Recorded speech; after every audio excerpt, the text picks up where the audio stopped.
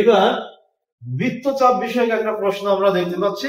এখানে বলতেছে যে একটি বৃত্তচাপ বৃত্তের কেন্দ্রে 60 ডিগ্রি কোণ তৈরি করে। বৃত্তের ব্যাস 12 সেন্টিমিটার হলে বৃত্তচাপের দৈর্ঘ্য কত? মনে রাখবেন, বৃত্তচাপ পেতে গেলে আগে পরিধি পেতে হবে, কেননা পরিধির খণ্ডিত অংশই হচ্ছে বৃত্তচাপ। তাহলে আমরা এই যে ব্যাস দেওয়া আছে এখান থেকে আমরা পরিধি নির্ণয় করব। তাহলে আমরা লিখতে পারি উক্ত বৃত্তটির পরিধি সমান পাই গুণ ব্যাস। এটা তো আমরা জানি।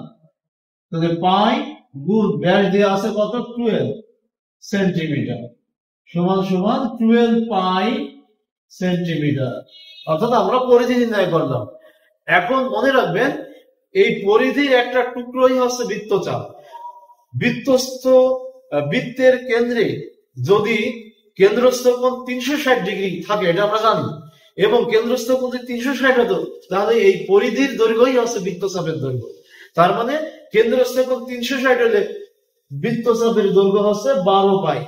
তাহলে 1 ডিগ্রি হলে কত আর 60 ডিগ্রি হলে কত? আমরা জানি 60 ডিগ্রি 360 ডিগ্রি 6 ভাগের 1 ভাগ।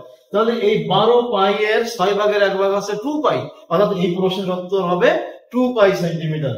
2 পাই সেন্টিমিটার গতে আছে, আমরা গ বৃত্ত ভরাট করে দিতে পারি। আর যদি আমরা এটা কমপ্লিট করি তাহলে আমরা লিখতে পারি যে 360 ডিগ্রি এর জন্য বৃত্তচাপ 12 পাই সেন্টিমিটার। 1 ডিগ্রির জন্য বৃত্ত পাই 12 পাই বাই 360 সেন্টিমিটার।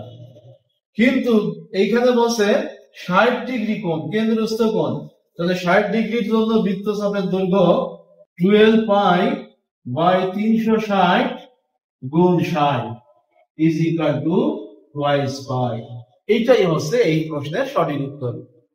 প্রিয় শিক্ষার্থীবৃন্দ এবং অন্যান্য চাকরি প্রার্থী ভাই বোনেরা, আপনারা খেয়াল করলেন যে এখানে বৃত্তচাপের দৈর্ঘ্য আমরা কিভাবে নির্ণয় করলাম, অর্থাৎ বৃত্তচাপের দৈর্ঘ্য কেন্দ্রস্থ কোণের সমানুপাতিক। কেন্দ্রস্থ কোণ যত বড় হবে বৃত্তচাপ তত বড় হবে। কেন্দ্রস্থ কোণ বাড়তে বাড়তে 360 এর উপরে হবে না, আর বৃত্তচাপ বাড়তে বাড়তে পরিধির থেকে বেশি হবে না। তার মানে কেন্দ্রস্থ কোণ 360 এর জন্য বৃত্তচাপের দৈর্ঘ্য ওই পরিধির সমান। এই কনসেপ্টটা কাজে লাগিয়ে আমরা বৃত্তচাপের দৈর্ঘ্য বের করলাম। পরবর্তী প্রশ্ন।